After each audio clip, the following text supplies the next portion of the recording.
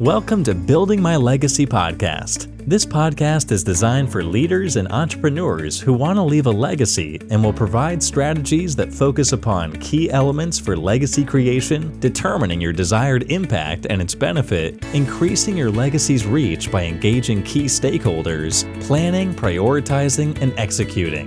Here's your host, Dr. Lois Sonstagard. Welcome, everybody, to today's Building My Legacy podcast. I have with me today Dr. Martha Saunders.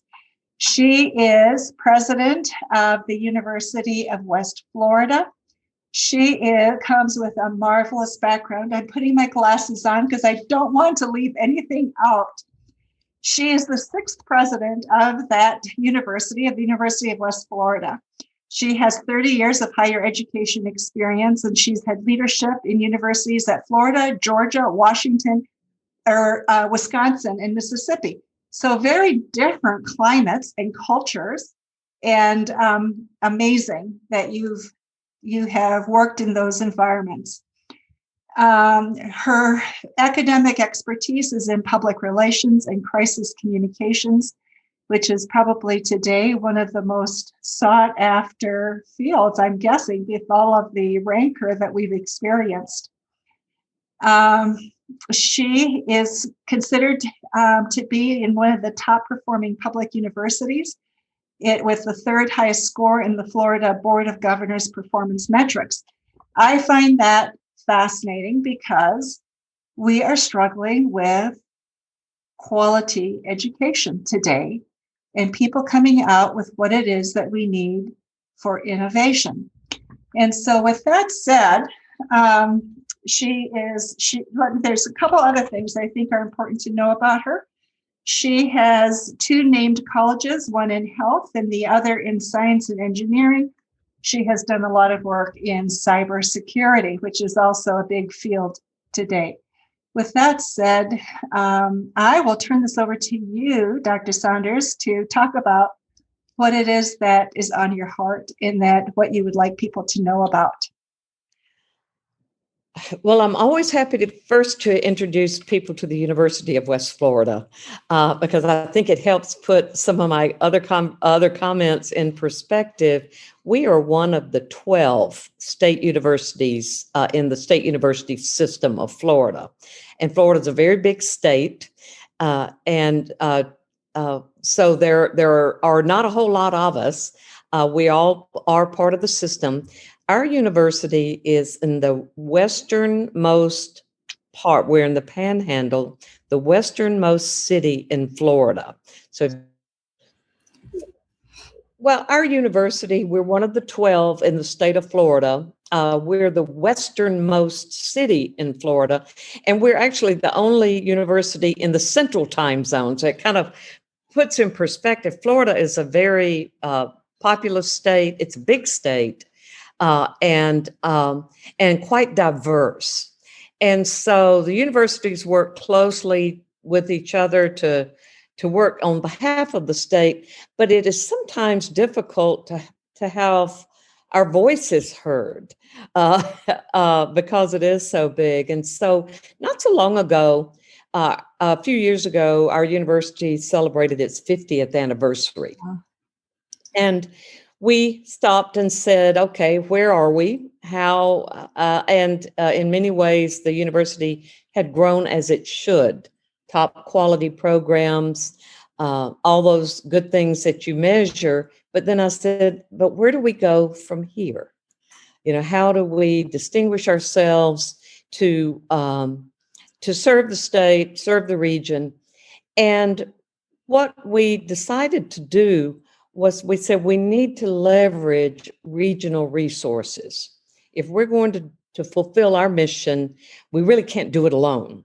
Mm-hmm. And so as we started building programming, we built programming for which there was an existing resource that we would partner with. For example, we started cybersecurity, and we have gotten tremendous recognition across the country in our program of cybersecurity, but we're a big military installation here. So there were very important partnerships. And the same is true with a number of other programs that we put together. And so as we start looking at our competitive advantages, we are not the biggest university in the state. We're not the oldest, and we are certainly not the richest, but we are the most agile. Universities are not known for their agility. We don't move real fast, but the University of West Florida has learned to move very quickly and to be responsive to opportunities real time. So that's something that I think that we have done successfully, and we're only on the beginning stages of being that kind of university. I like to say we're the university of the next big thing. Whatever's about to happen, we want to be there, and we want to be there making it happen. So that's given us a lot to be excited about, and certainly has put a lot of pep in the step of folks around here. So you talk about some of the challenges facing higher education. What are some of the top challenges that you feel you all are dealing with? Well, some of it is the value of a college degree, or how people perceive the value of a college degree. There was a time, certainly when I went to school, if you had a college degree, you were set, and now people are questioning, because it's not cheap. Even in a state like Florida, where we have very low tuition, it's still quite a commitment for families and for people to pay for a degree. And they're going to say, is this worth it to me? And I think that is a challenge that we need to be constantly addressing, and also maybe educating the population of the value of the degree, that is more than just how much you get paid in your first job. So I think that's a big one. Certainly resources, there are more and more hands out for fewer and fewer public dollars. How are we spending those? The students are having to pay for this. How are they funding their college? So I think those are some of the real big issues. But also, it is what we are offering. Are we offering what we need to be offering to students to truly be a model for higher education? So when you look at, are you offering what you really need to offer? How do you come about making that decision? What's your analysis framework for that? If we're doing it right, we're listening. And we're listening to people on the outside. We have, in many of our programs, advisory groups. And these are folks in industry. And they come and they say, your students are coming out and they're good at this, but they need to be better at that. Right. And we need to take that to heart, and make those adjustments quickly. And I think we also need to educate our students before they leave about the skills they need, both the hard skills and the soft skills, to be successful. So I think two of those are things we hear, but we need to listen and we need to respond. So listening and responding, money at the public level is always a challenge. I mean, I've been a part of university, so I know that game. And so growth for you is you have those constraints. So for you, as you grow, where do you see growth opportunities coming? Well, for us, again, our growth is coming. A lot of our graduate programs are growing. We have really leaned in on cybersecurity and all of the things that go with cybersecurity. We are partnering there with a major research institution for a doctorate in intelligent systems and robotics. So some of this is just sort of what's happening out in the world, Good for you. we're making sure that we are there. Lots of people can start programs, and we make sure we leverage our regional resources to make those programs work. So I think it's important to me that we're always looking one to the next hill, and not ever get complacent that what we're doing is good enough. We have some wonderful opportunities. I was just talking with one of my board members. Now that, COVID has brought us challenges, but it has also it's made us stop and think. For example, do we really need all these buildings? Does every faculty member need an office? Are there other ways of doing what we do, and not the traditional way? I don't think any of us is going to go back to the way it was. We can't.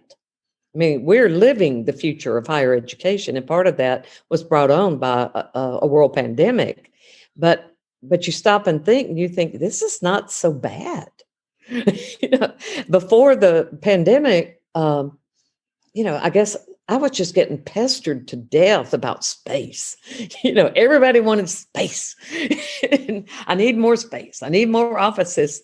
And then I sent everybody home to work from home for a few months, and I don't have a space problem anymore because we figured out we can get the job done and do it well, and we don't need all this brick and mortar. So I think, and we're certainly not alone in that. I think that every university and every corporation is going to stop and think, are the traditional methods of doing business the way we need to do it?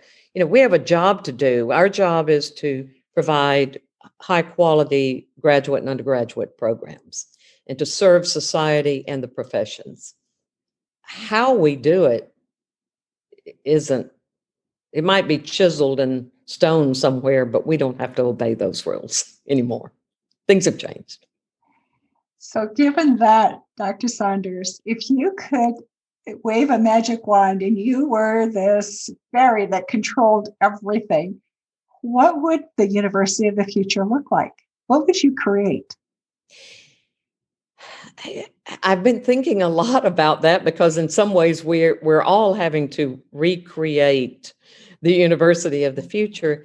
But I have come to realize in my lot of years in this business and in life, programs are not permanent, and buildings are not permanent, but culture is.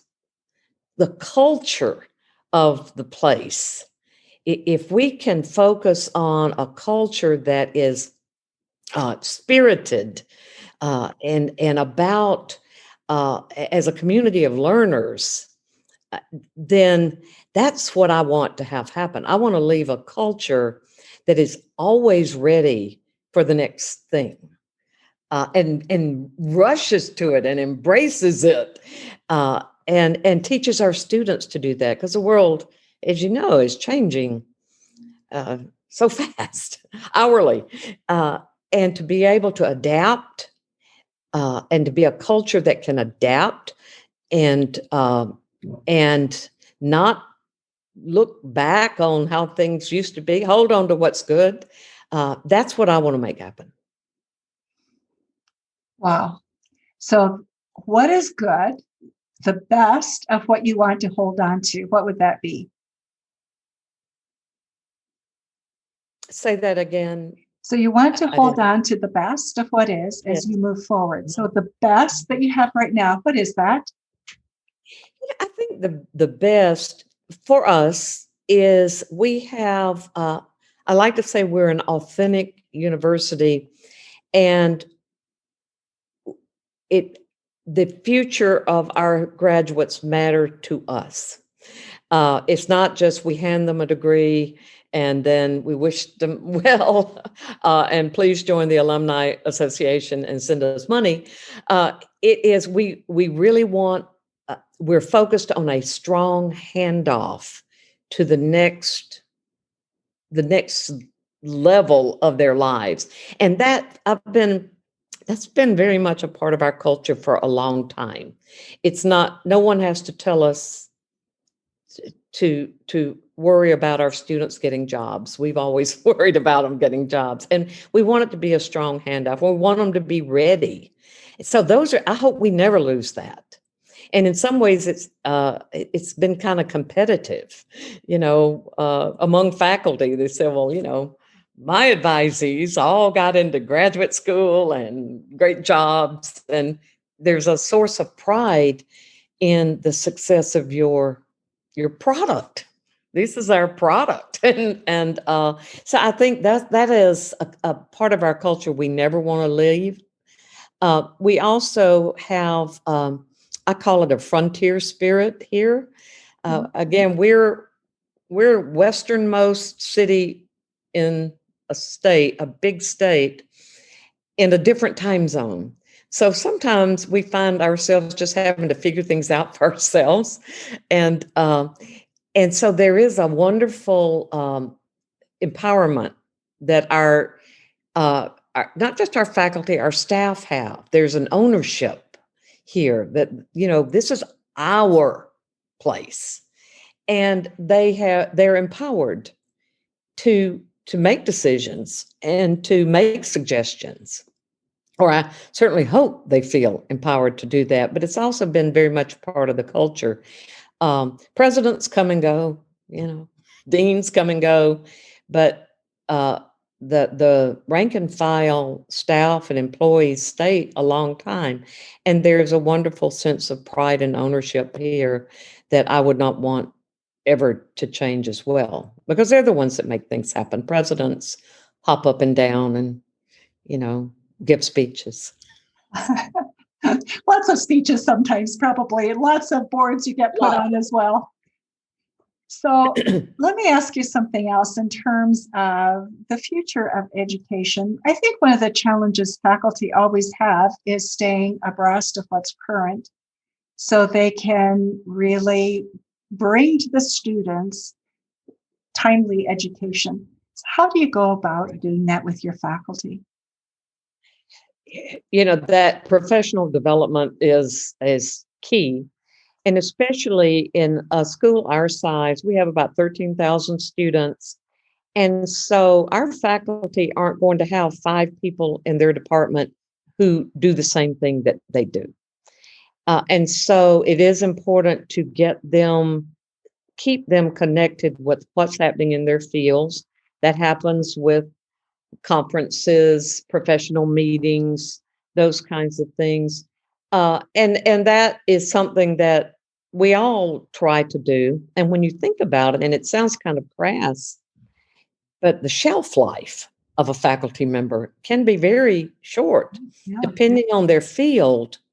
There are some fields that change so quickly that if all they know is what they learned in doc school, they're not going to be very useful to you for very long. So I think that's a top priority. But there are other ways of handling that too. You can bring in visiting.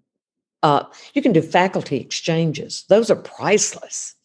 And have one of your faculty go somewhere where they're doing something that they need to know more about. It's not costly. Externships, depending on their field. If you have a journalism faculty member who can go and work for a newspaper in the summer, then they're back on they're back in the saddle. And so there's no one key to that. But if you don't attend to that, you're going to lose. You're gonna lose something very important for our students. Lots of ways of handling it, but it needs to be a top priority. What do you get most excited about? I love a puzzle. I think the part about my job I like working with a team. But so we say, okay, this is what we got to do, and this is how many resources we have, and you start moving those puzzle pieces together. How are we going to make this work? And whatever the challenge is, I think that's my favorite part of the job. And sometimes I like just coming in and doing what needs doing. Uh, sometimes I tell people this is a great job for someone with a short attention span because it's going to change. You may think you have planned your day, but you didn't plan your day. so I just the work of it, because we're so spoiled, and I hope we never take for granted when you work at a university, you you can't have a bad day. You can have a hard day, but you're surrounded by hope.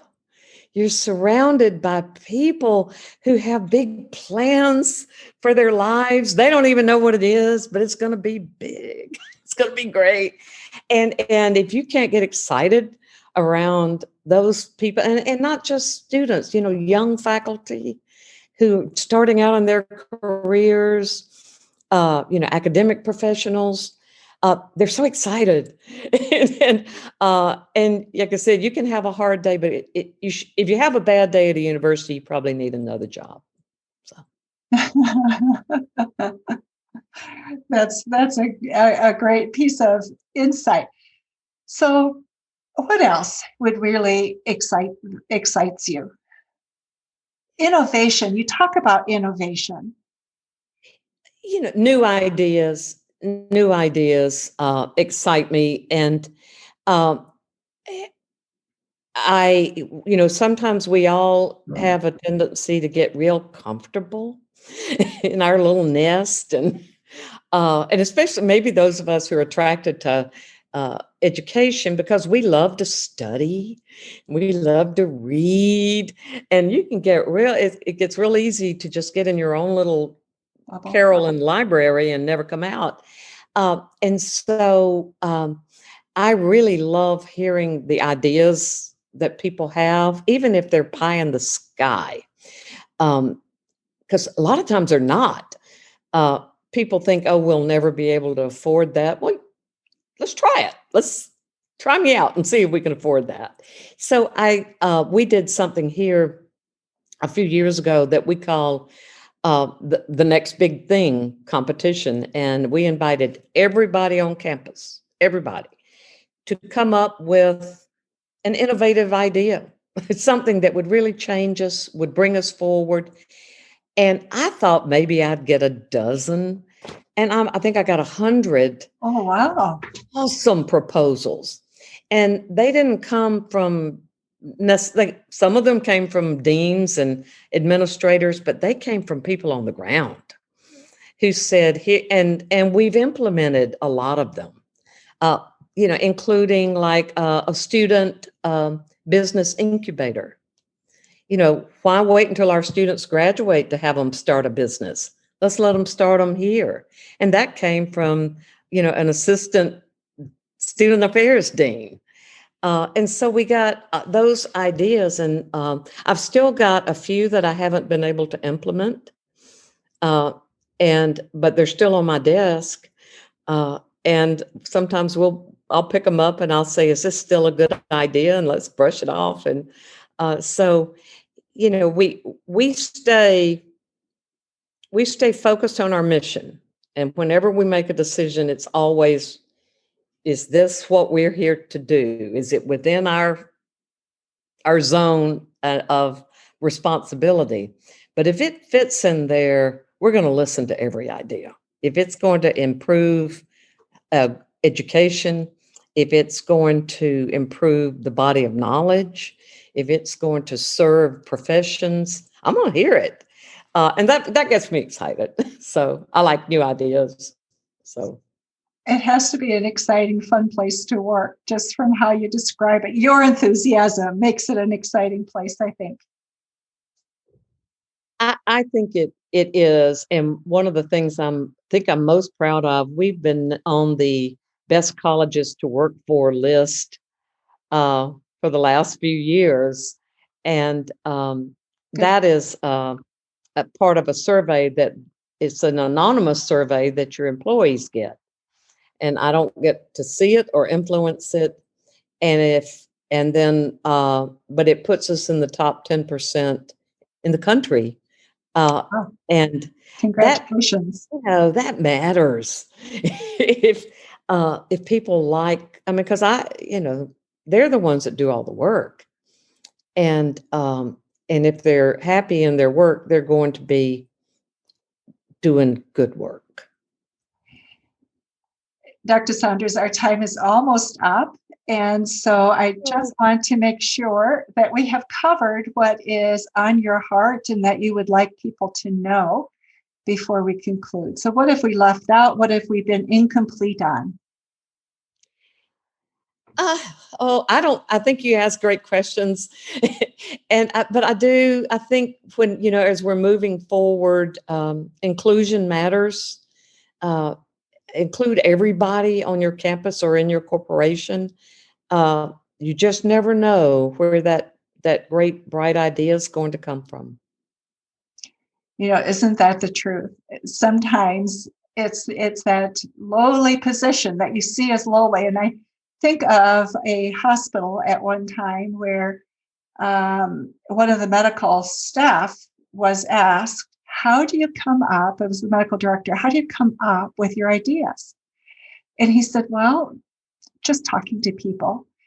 And the person who asked the question noticed one night he had finished late at night in surgery and the doctor was leaving, and he noticed he stopped and talked with the janitor.